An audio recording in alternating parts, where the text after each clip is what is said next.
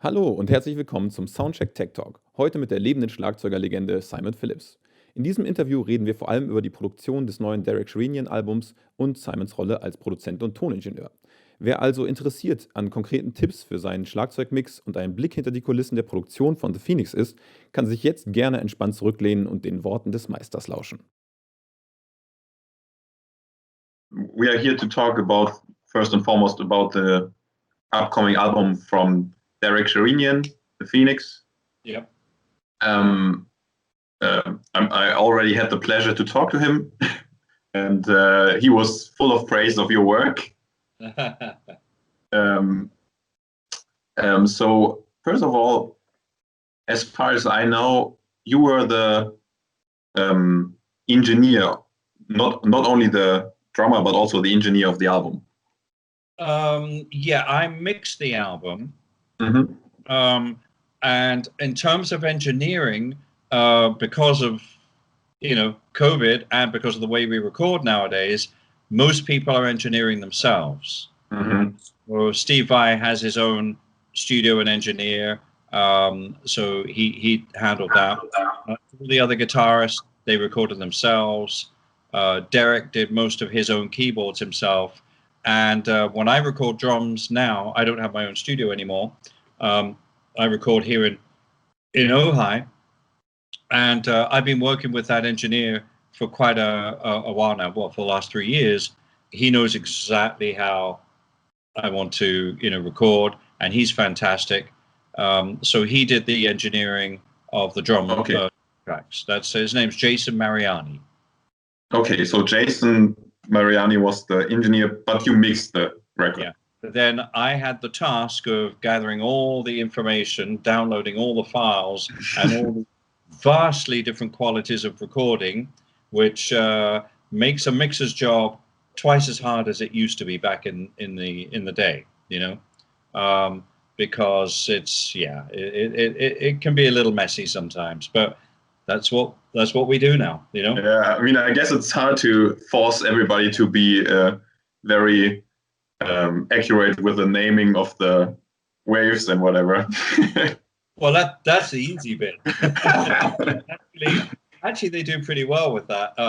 But you cannot hope to be an engineer as well as a musician in just a few years. I mean, it's I've been engineering for over 38 years or something. I mean, a long time. Yeah. Back in the day when you could only record really in a studio, professional studio. Yeah. So I mean, I guess so. You also learned all the analog techniques as well. Yeah. Oh, I grew up with tape machines. Yeah, absolutely. Yeah. I mean, I guess at least this the new digital technique makes it easier to get different types of recordings together and make them kind of sound as they were from the same place. Yeah. That's my job. That's what I have to do. And actually, that's the job of pretty much, I would say, 99% of all engineers now and remix engineers. That's what they have to do. It's it's. Did you explain to Derek how he should record his keys? Many times.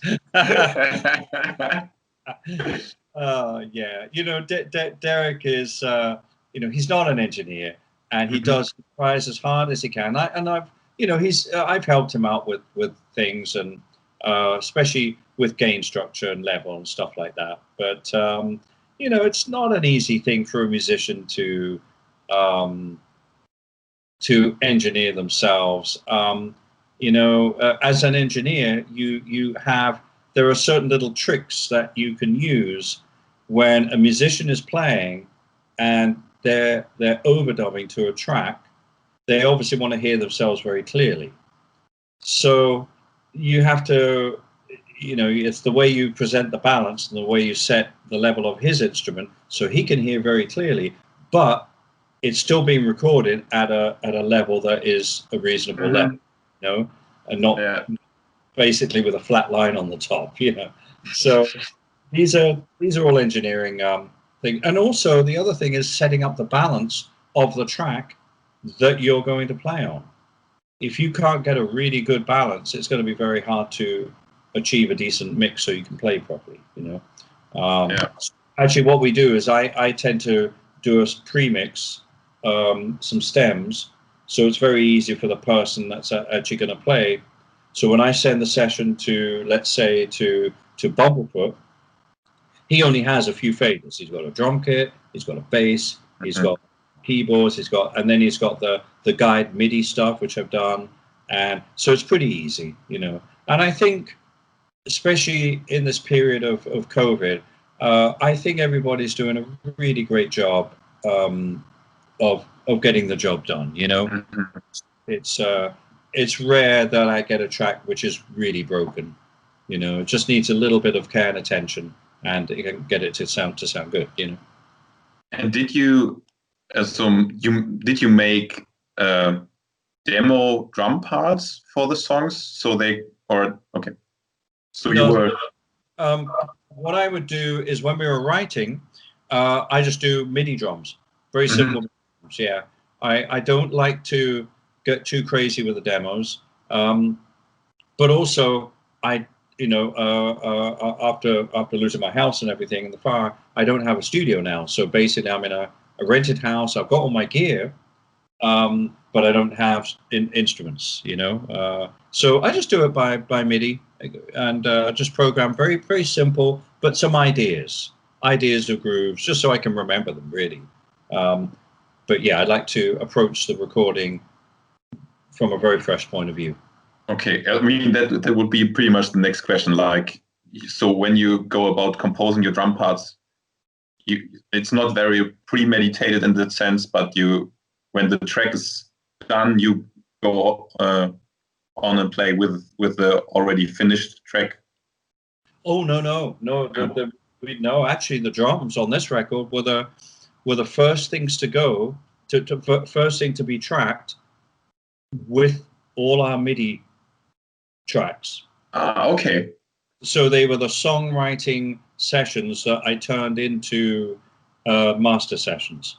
So for example, when I'm demoing, I'll run a sample rate of 44.1 or 48, just to keep, if I do any audio work, keep the filing, keeps the session small, because I know it's all going to be demos.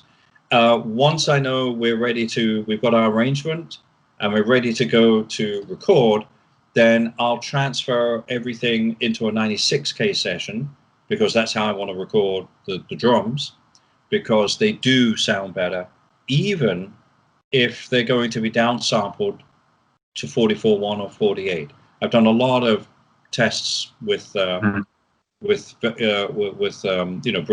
Tools, and it was funny. I had a niggling suspicion that something was going on at the recording stage, and so we did some tests at the 4 sample rates: 96, 88, 48, 44.1. And there's a difference if you record at 96 and then downsample to 44.1 as opposed to recording straight at 44.1. There's a quality difference. It's very interesting. Yeah, okay, it's very subtle, and most people probably wouldn't notice, but I notice it enough for it to bug me. And would you say, so is it then noticeable in the presence? So in the very high frequencies, or where would you think it's? No, it's not to do with that. It's to do with dimension. And there's this thing. Have you ever played a vinyl record and then side by side a CD of the same record? Side by yes, I have. And what was the outcome? What did you prefer? I preferred the CD, actually. What record was it? I prefer. But the thing is, it was not an old record, and that's the problem. I made the comparison with the record, which I suspect of being recorded completely digitally.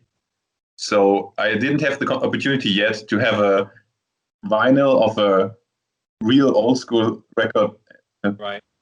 Well, actually, a lot of it might have depended on where the vinyl masters came from. Yeah, if the album was recorded at 48 or 44.1, then yes, it probably won't, However, if you record the album at 96, even fully digitally, and then cut the record from the 96 master, as opposed to the CD, which has been had the conversion and 16-bit, there's just a quality. There's just something which just feels so much better, and it's really hard to put your finger on that.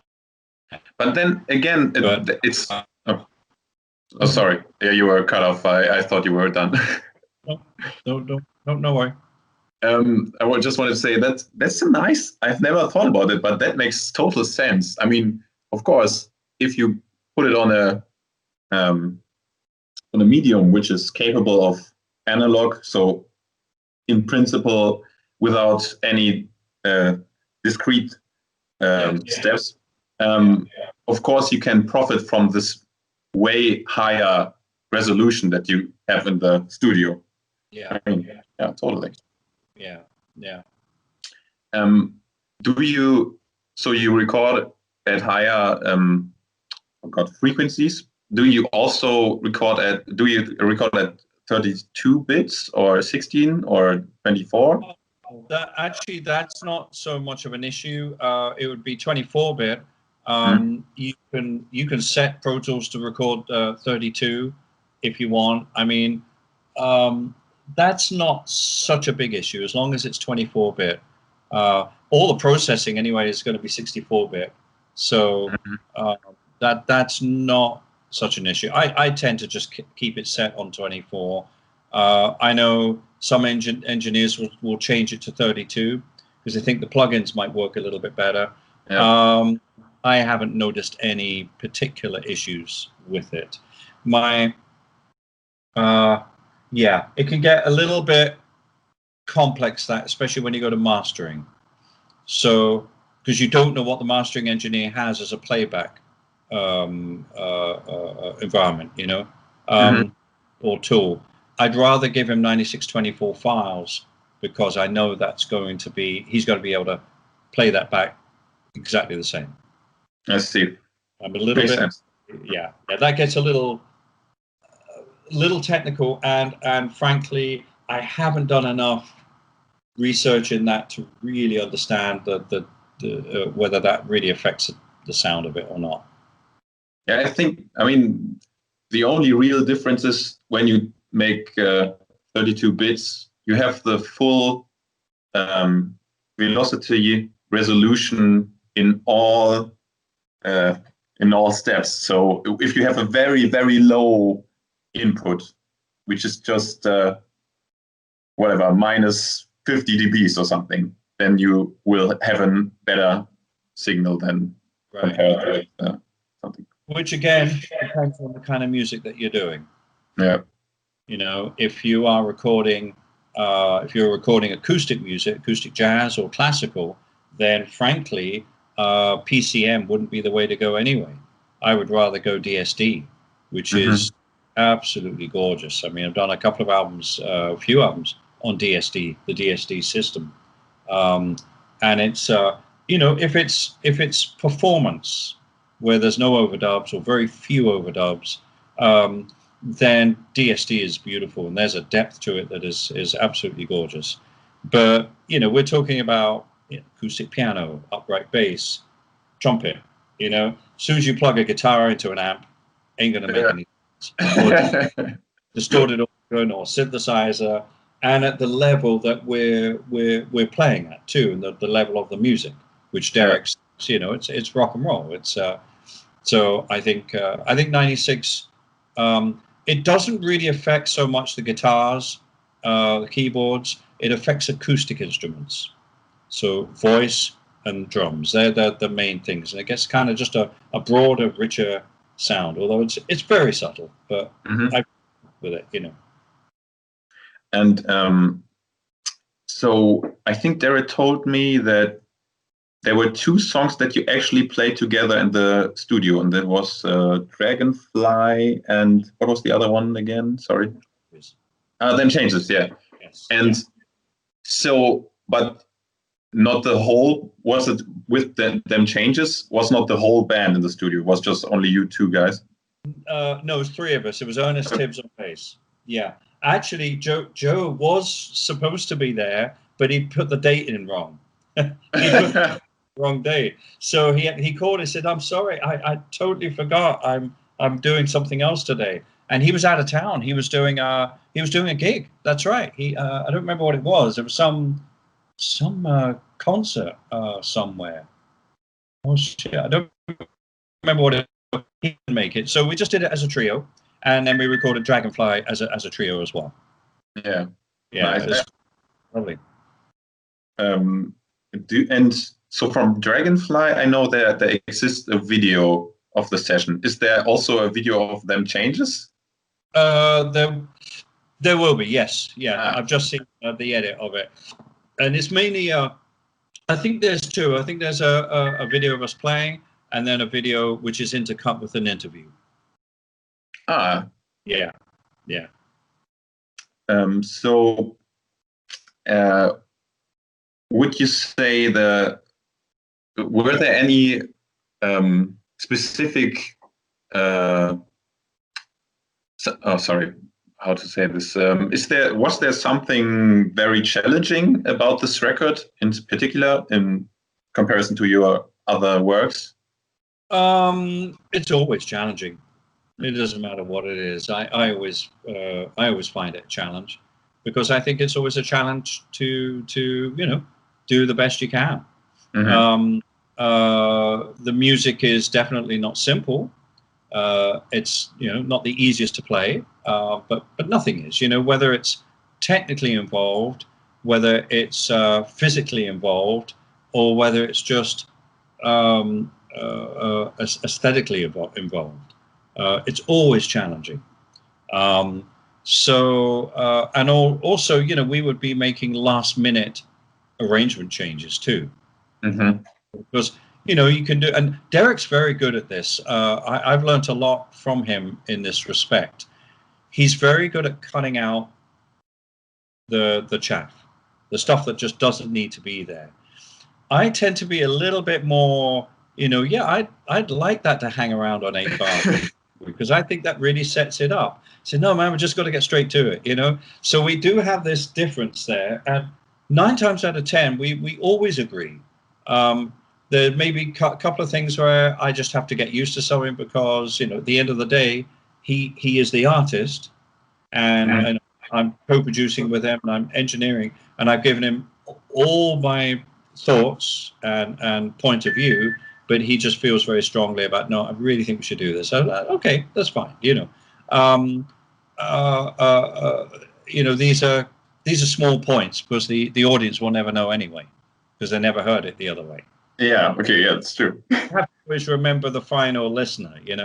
But the one thing he's very, very good at, we might be tracking I might be tracking drums on a track, and he goes, I'm not so sure about that change anymore. I think we should just take that out and go straight from here to here. And I went, oh, that's interesting, really? And so I do a quick edit, blink, and I go, that actually does sound good. Yeah, well done. So, and then I might either do, depending on whether I've got the take, I might just go out and play the new arrangement. Or if I've already got the take, then I'll just punch in and repair that bit, and so make that work as a whole performance. And did you? Of course, I guess in Dragonfly and then Changes, it's clear. But on the other tracks, did you comp your tracks, or is it all one takes? Oh, it's never one take. Okay. I don't work like that, and I don't see any point in working like that. Yeah. It's not a competition. Oh, let's see if I can take. No. In fact, I don't even think about it like that. because sometimes what I'll do is, I mean, it would only be about maybe 3 takes, and then I'll go, no, I think that was cool. I'll go back to the second chorus. I'd like to do that differently, or I made a mistake there, and we'll punch in and repair that bit. Sometimes then I'll go and listen to the track, and I go, yeah, that sounds good. Yeah, I want to try something different on the verses. I'm not happy with this. So go to a new playlist and just get me in from the top, or punch me in 2 bars before, whatever. I'm going to try something totally different.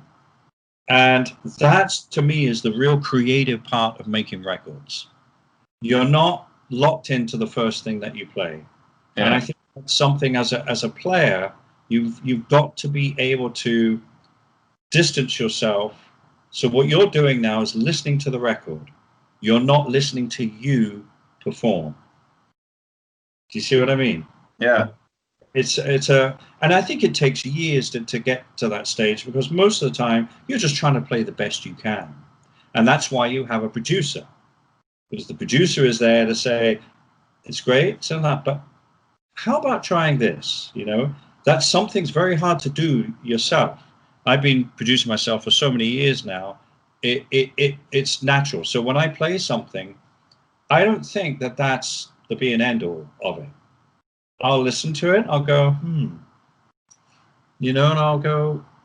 And what I might do is actually mute the drums and just listen to what's going on. And I'll say, you know what?